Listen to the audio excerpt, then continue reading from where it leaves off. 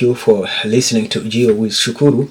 Today I'm taking you to Mali, a Western African country where the situation is dire now.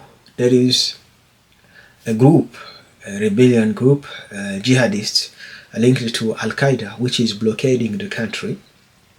The country is facing humanitarian crisis and fuel crisis. They block the southern state and the capital Mali.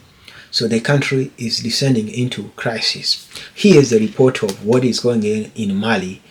Mali situation: jihadist threat escalates in the heart of West Africa. The nation of Mali is being suffocated.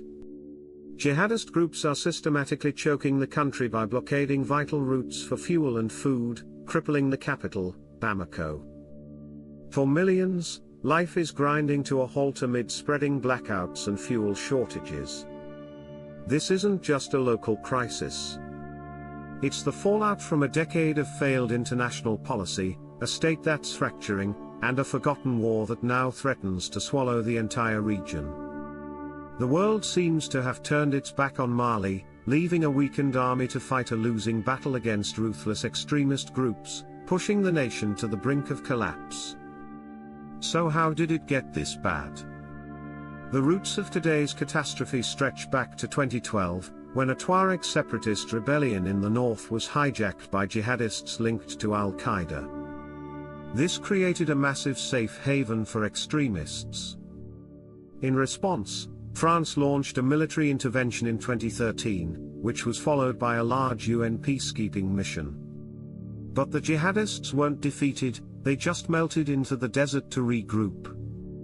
They exploited a vacuum of governance, presenting themselves as an alternative to a corrupt state and turning the UN mission into the world's deadliest. The international intervention was a bandage on a festering wound. The crisis has accelerated dramatically since military coups in 2020 and 2021. The new junta, frustrated with a lack of progress, cut ties with its Western partners, expelling French and UN forces.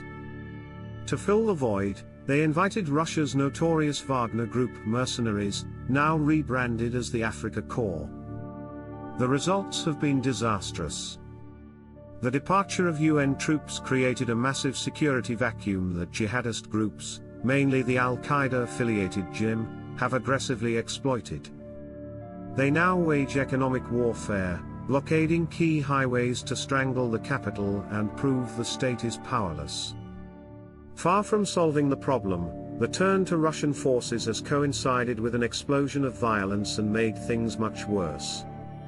Behind the geopolitics is a staggering human tragedy.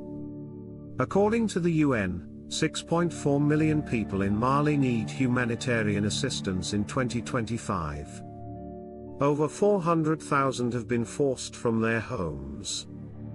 In areas under siege, life is a battle for survival as food and medicine can't get through. The crisis is also not contained. It is the burning heart of a fire spreading across the Sahel, spilling into neighboring Burkina Faso and Niger, which have also experienced coups and formed a military alliance with Mali. Analysts warn that jihadist groups are now pushing south toward coastal states, threatening to create a state-sized safe haven and turn West Africa into the new global epicenter of terrorism. Mali is on a precipice.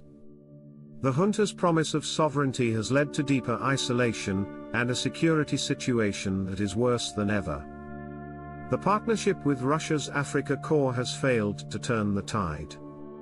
With the state fracturing and the humanitarian crisis deepening, the ultimate question remains: with the world looking away, what does the future hold for the people of Mali, and how long before the fire consuming the Sahel lands on the world's doorstep?